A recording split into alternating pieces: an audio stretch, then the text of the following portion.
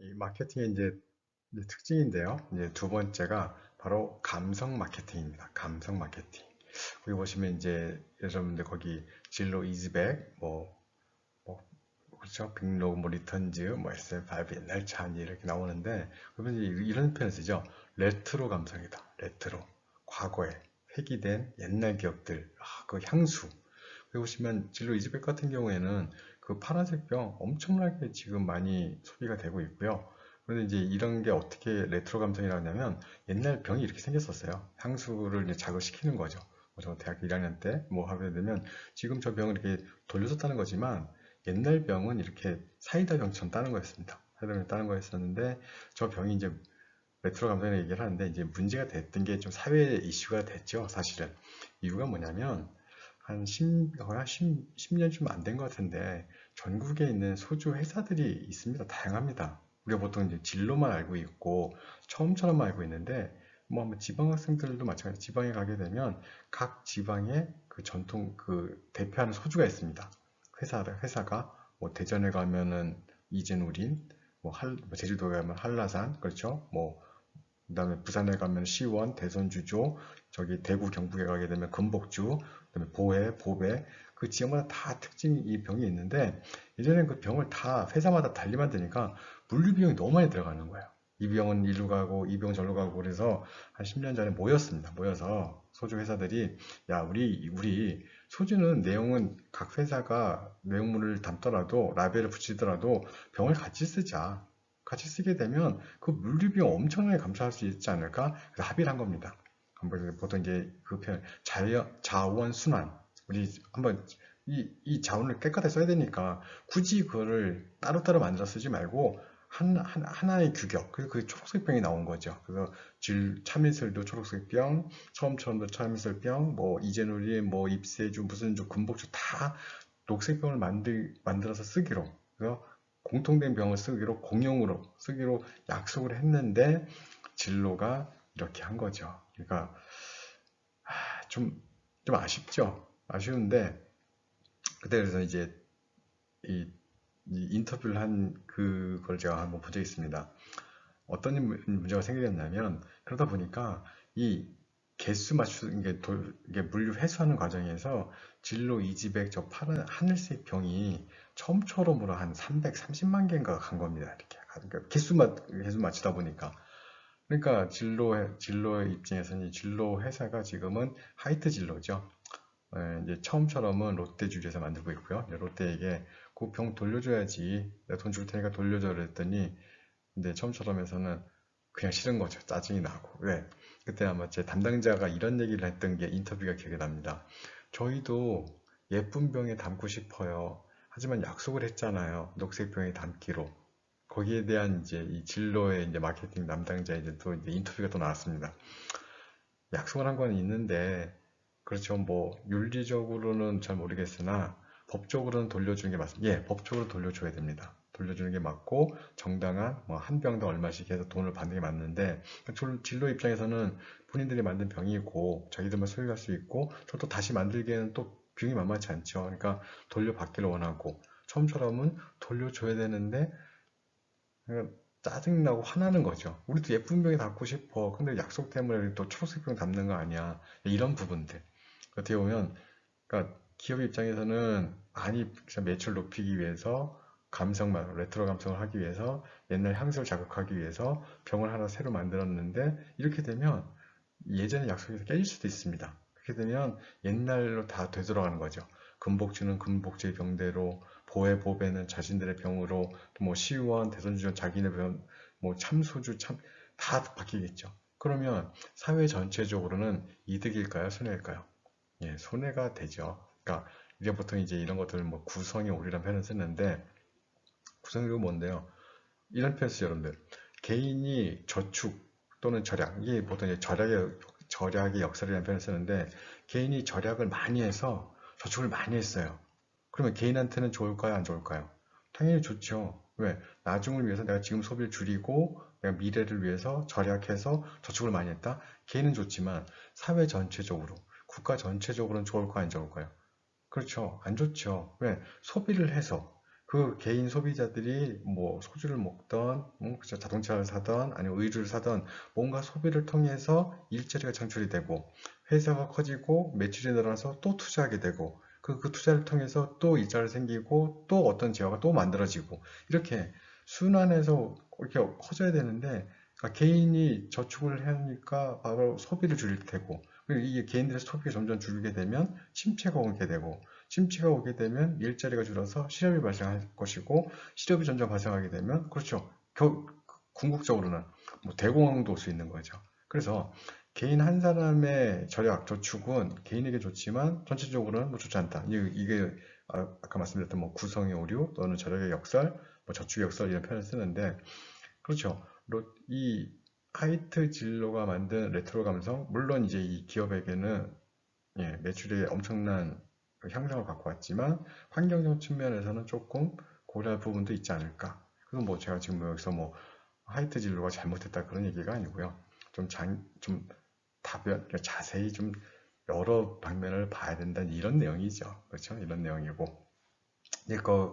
뭐 잘하고 잘못했다는 그런 개념이 아니고 학자로서 그렇죠? 그리고 공부하는 사람으로서 이거 얘는 이런 부분도 있지 않았나 그렇죠? 판단해야 되지 않나 그런 부분도 어떻게 보면 저는 이제 여러분들한테 알려줄 의무가 있는 거죠. 이것도 이렇게 판단해봐라.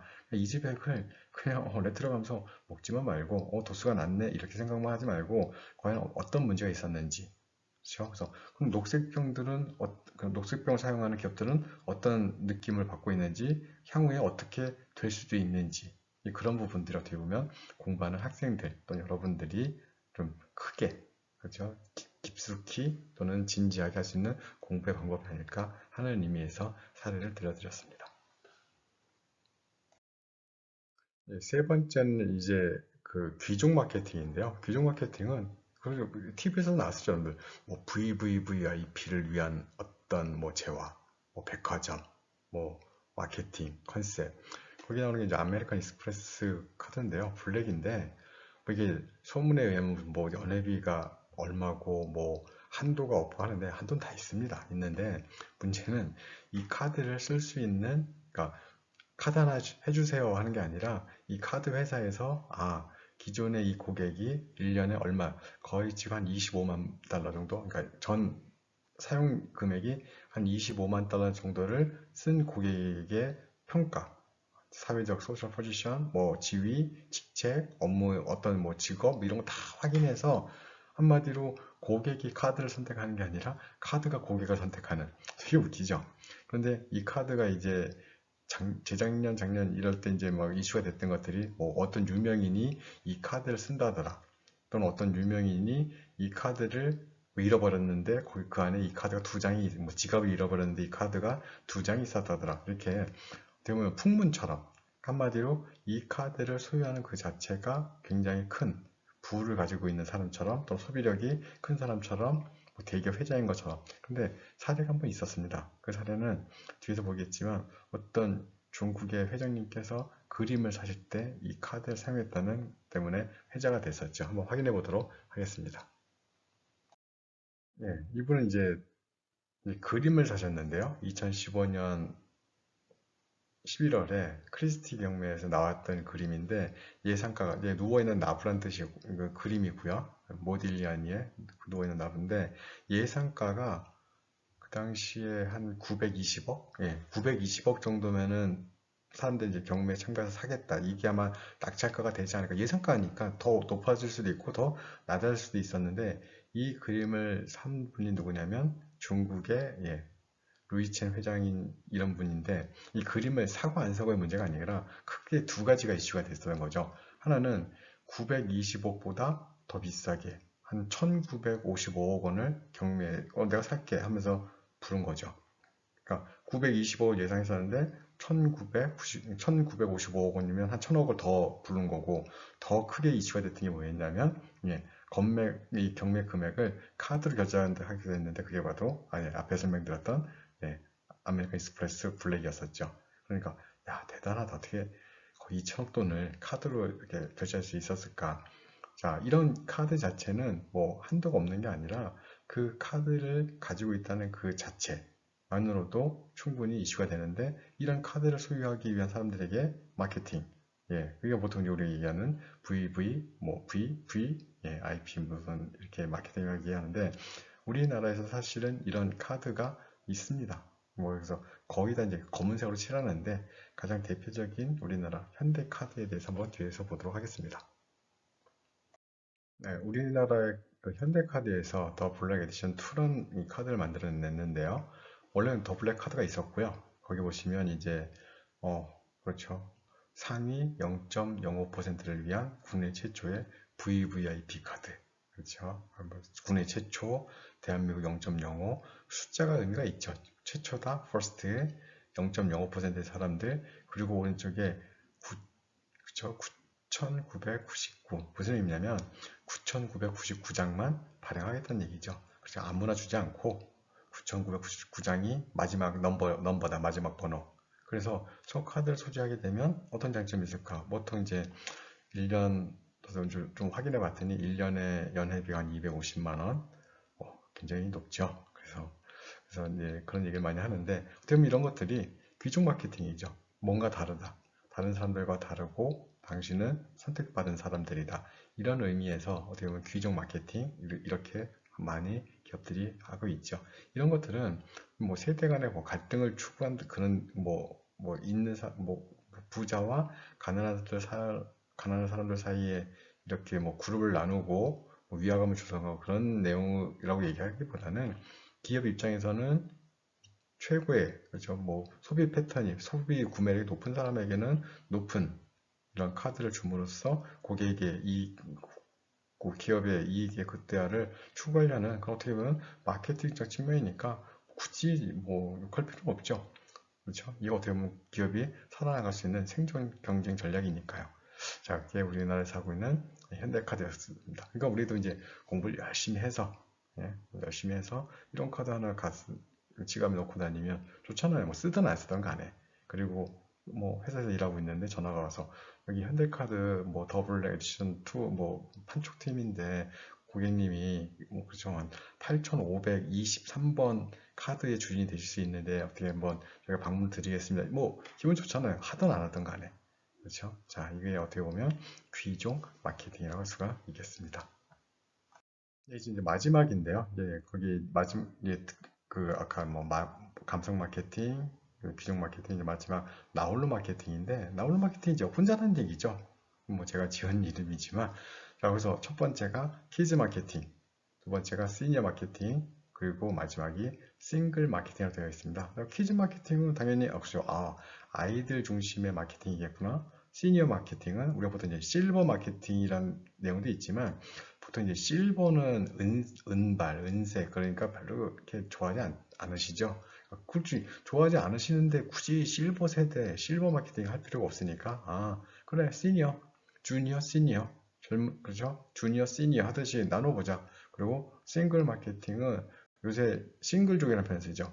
혼자 사는 사람, 그렇죠. 뭐 그래서 혼자 1인 세대라는 표현을 쓰는데 1인 세대를 위한 게 요즘에 또 각광을 받고 있죠. 시장이 커졌는데 그 부분에 대해서 우리가 한번 공부해 보도록 하겠습니다.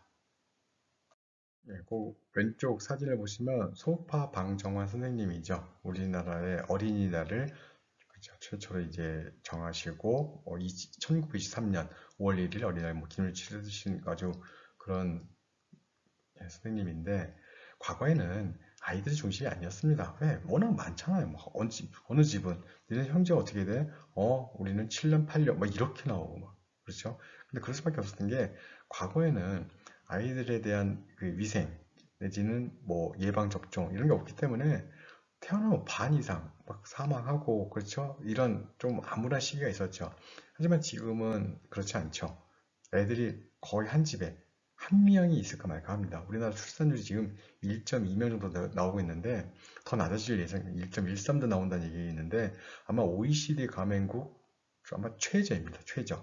그러니까 여러분들 단순 수치로 봐서도 둘이 결혼하면 두 명은 낳아야 그렇죠. 이게 평균 유지가 될 텐데 둘이 만나서 한 명만 낳아요. 그러니까 문제가 이제 커지고 있는데 그러니까 보통 그런 문제를 저출산이라고 하죠. 저출산. 그러다 보니까 한 집에 한 명. 이런 뭐 서황제 거기 키즈 마케팅 뭐 왕관 그려져 있죠. 중국에서는 소황제라고 그랬어요. 소황제. 왜? 거기는 정책적으로 국가가 인구를 그쵸? 감축하고자 무조건 한 집에 한 명만 낳아라. 그러다 보니까 뭐 지금은 이제 그 정책이 많이 풀리고 없어지긴 했지만 그런 과정 속에서 우리나라도 이제 한 명만 낳는 집이 많다 보니까 그 한 명에 올인하게 되죠.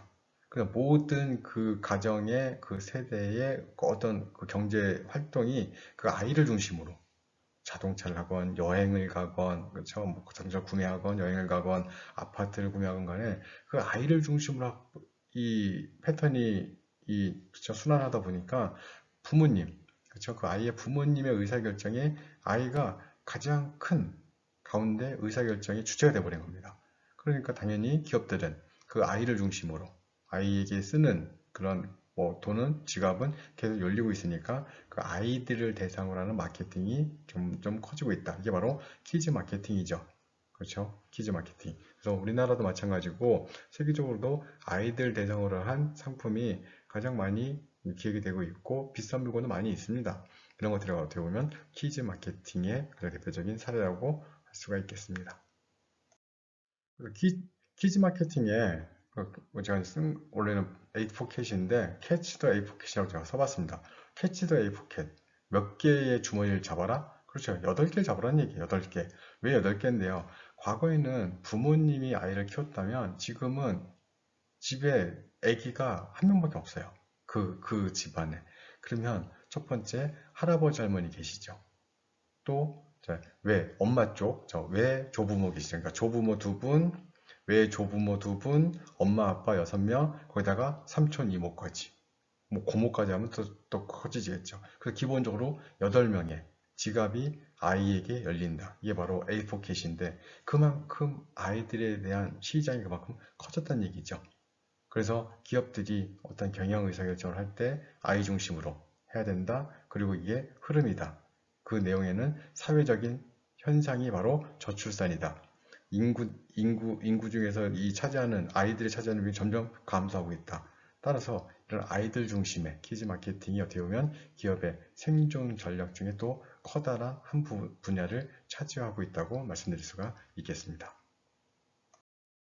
예, 이제 마지막에 이제 두 번째 시니어 마케팅이죠. 시니어 마케팅은 좀 은퇴하신 분들, 나이가 있으신 분들에 대한 마케팅인데 지금 현재 뭐 사회적 문제 이슈가 되고 있는 게 청년 실업이죠. 대학을 졸업하거나 또는 고등학교 졸업하고 사회에 나왔는데 취업이 잘 안 되는 겁니다. 거기에다가 일자리는 적어지고 있고 거기다가 자기가 가처분 소득이 점점 작아지고 있고 그래서 보통 나쁜 편 뭐 헬 뭐 이런 편 쓰긴 하는데 그리고 또 거기에 뭐 3포 그렇죠 뭐 세 가지를 포기한다 연애 결혼 취업 뭐 이런 얘기도 하는데 그만큼 젊은 층들이 지금 쓸 이 소득이 없습니다. 그러면 그 젊은 층들도 취업이 잘 안 돼서 쓸 소득이 없고 아이들을 키우는 이 중년 세대의 집들은 아이들의 뭐 학비라든지 학원비라든지 뭐 이런 그렇죠 재반 비용 때문에 또 쓸 여력이 없어지고 좀 작아지고 그러면 실제로 누가 써야 되느냐? 예, 은퇴하신 분들이 써주셔야 된다. 그분들의 소비 패턴, 구매력이 어떻게 보면 점점 커질 것이다. 이게 바로 시니어 마케팅, 시니어 비즈니스라고 할 수가 있겠죠. 따라서 이런 분들이 고령자들 대상으로 상품 서비스 제공하는 산업을 시니어 비즈니스라고 하고 이분들이 어떻게 보면 현재 점점 많아지고 있죠. 그 사회적 현상이 바로 고령화죠. 앞에 아이들을 안 낳는 건 저출산 그리고 이런 분들이 많아지는 것들은 고령화. 그래서 우리가 보통 묶어서 현재 가장 큰 사회적 이슈가 되는 문제는 저출산, 고령화의 문제다 이런 표현을 씁니다.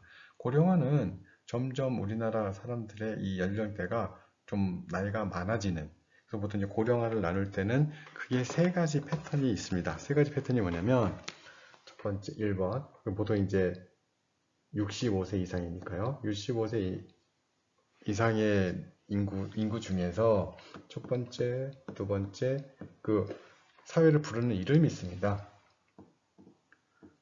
고령화 사회. 두 번째가 고령 사회. 그리고 초고령 사회. 자, 고령화 사회는 고령화가 되어가고 있는 과정입니다. 따라서 전체 인구 중에 65세 이상의 이 인구가 차지하는 비중이 7%일 때 이상이 되면, 고령 사회는 14% 이상일 때, 초고령 사회는 그렇죠. 뭐 37에 21 하고 싶겠지만 꼭 참으시고 20% 이상일 때. 그래서 여러분들 가장 대표적인 초고령 사회는 어디입니까? 그러면 꼽죠. 가장 장수의 나라 일본, 프랑스 뭐 이런 나라들이 초고령 사회고, 우리나라는요 이제 고령 사회를 지나서 초고령으로 막 진입하려고 하는. 우리나라도 그럼 우리나라는 아직 문제가 적겠네요. 아직 초고령 사회가 안 됐으니까. 더 큰 문제가 있습니다. 더 큰 문제가 뭐냐면 속도입니다. 속도.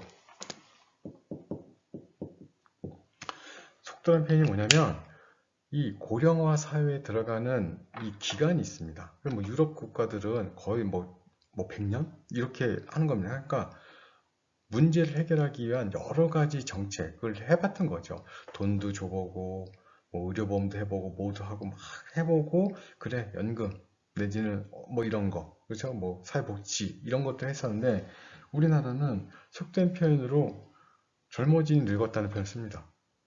준비할 시간이 없었던 거예요. 특히 가장 대표적으로 베이브 부머 세대들, 1960년대 그렇죠? 그 태어나신 분들이 위로는 부모님을 그죠? 공양을 하고, 아래로는 아들 딸들을 대학 학비까지 대주고, 심지어는 뭐 결혼할 때 조금 보태주기도 하고, 그렇죠? 집 전세할 때 뭐 집 살 때 보태주다 보니까 실제로 본인들의 노후 준비를 전혀 거의 못하고 있는 거죠. 그렇다고 뭐 국가가 하고 있는 국민연금, 그게 이분들의 나중에 그게 힘들겠죠. 그래서 이게 지금 현재 우리나라의 가장 큰 문제점이라 할 수 있겠습니다. 아이들 안 낳죠? 저출산. 그리고 그죠? 고령 세대가 많아지죠? 고령화. 그러다 보니까 이런 부분에 있어서 과연 국가 내지는 복지 이런 부분들을 어떻게 해결할 것인지. 그런데 이제 사회 문제는 그렇게 칩을 하더라도 경영에서는 이분들이 또 이 고령 이분들이 써주셔야 되는 얘기죠. 왜? 청년들은 못 쓰죠. 중세, 그죠? 중년 이 가운데 있는 분들도 못 쓰죠. 그러면 결국은 연금 생활자나 기존에 은퇴하셔서 자신이 가지고 있는 자산 내지는 이 재산을 가지고 소비하시는 분들이, 이분들을 위한 산업의 마케팅, 이게 바로 시니어 마케팅이라고 할 수가 있겠습니다. 세 번째는 싱글 마케팅입니다. 싱글 마케팅이라는 것은 혼자 사는 분들, 그쵸? 1세대가 혼자, 나 홀로 사시는 분들인데, 거기 MBC 예능이 있죠? 나 혼자 산다. 그죠? 거기 나오는 부분. 그래서 싱글 슈머라는 건 혼자 소비하는 사람들을 의미하는데, 점점 많아지고 있습니다. 그리고 결혼을 그러니까 안 한 분들, 그리고 그렇죠? 해서 어떤 사정에 있어서 혼자 사시게 된 분들. 그러다 보니까 가전제품들도 작아지고, 그리고 그죠? 포장, 배달, 음식도 그 횟수가 많아지게 있고, 그리고 여러분들 예를 들어서 두부나 이런 식재료 같은 것들이 예전에는 크게 나왔지만 지금은 굉장히 소량 포장되죠. 그리고 작게 만들고, 그 이유는 혼자 먹는데 뜯어서 놔둬서 상해서 버리는 것보다는 포장을 좀 그렇죠. 간단하게 혼자 먹을 수 있는 양으로 줄이게 되면 물론 가격이 비싸질 수가 있죠. 포장을 많이 해야 되니까. 하지만 혼자 사시는 분들 입장에서는 뜯어서 버리느니 내가 포장비를 좀 더 지불하더라도 그렇죠. 소포장으로 가는 게 훨씬 더 낫지 않을까. 이런 것들이 바로 싱글 마케팅이죠. 싱글 마케팅에서 혼자 사는 1세대들, 그런 사례들이 많이 있죠. 첫 번째가 여러분들 식당들. 예전 같으면 이런 요새 광고가 있었죠. 어떤 젊은 직장인, 젊은 친구가 이제 삼겹살 집을 딱 들어갔는데, 아주머니 이렇게 하시죠. 일하시는 이모님이 일행은 언제 와요? 몇 명이 와요? 계속 부르니까 혼자인데요. 혼자. 그래서 과거에는 삼겹살 집을 가기가 힘들었습니다. 왜? 기본적으로 4명 또는 2명, 적어도 2명이 가야 2인분 시키고 하는데, 혼자 가서 구워 먹으면 1인분에다가 한 번 더 시키고 밥 먹고 나오면 식당 주인 입장에서는 내가 이 테이블 중에 이거 순환, 그렇죠? 이 회전이 두 번 나와야 되는데 혼자 와서 이렇게 하면 안 되지. 그래서 대부분 이제 거절. 혼자는 안 돼요. 이렇게 하는데 지금은 아니죠. 지금은 많이 변했습니다. 왜? 1인 식탁이 많이 나와 있죠. 혼자 들어가서 혼자 칸막이 이렇게 싹 있는데 들어가서 고기 싹 구워 먹고 라면도 먹고 밥도 먹고 하물며 극장도 이제 혼자 가는 사람들이 많이 있죠. 한번 뒤에 좀 한번 보시죠. 거기 극장 가면 혼자 가면 항상 어디냐면 예, 양쪽 끝에죠. 복도 끝 그쪽에다가 이제 혼자 오는 사람들을 위해서 자리를 마련해 놨었는데 지금은 이렇게 여러분들 보시면 알겠지만 그렇죠? 보시면 알겠지만 이 자리죠. 이 자리를 싹 보시면 비어 있어요. 이쪽에. 그러니까 걸어 다닐 수 있는 건 아니고 한마디로 두 명이 와서 두 명 앉고 여기는 누구를 위해서? 예, 그렇죠. 혼자 오신 분들 많잖아요. 예, 예전에 한두 명이 와서 혼자 앉게 되면 이런 자리가 없겠지만 이제는 혼자 와서 영화 보는 사람들이 굉장히 많다는 그 대표적인 사례라고 할 수 있겠고 여러분들 위에 보시면 자 고기판이 하나씩 있죠. 네, 하나씩 혼자 앉아서 하나씩 그죠? 혼자 앉아서 TV 보면서 고기 구워 먹으면서 얼마나 딱 보니까 이건 1인 완전히 완벽하게 1인 혼자 사는 사람들 싱글 슈머 그렇죠? 혼자 소비하는 사람들을 위한 대표적인 사례라고 말씀드릴 수 있겠습니다. 그러니까 과거처럼 눈치 볼 필요가 없죠. 저 혼자인데 고기 어떻게 이거 필요 없어요. 그냥 들어가서 예 1인분 주세요. 왜 당연히 혼자 와서 혼자 구워 먹는 그렇죠? 영화도 혼자 보고 밥도 혼자 먹고 영화 그렇죠? 생활도 혼자 하고 이게 바로 싱글 슈머니까 점점 이러한 분들을 위한 마케팅이 점점 많아지지 않을까 이렇게 생각을 합니다.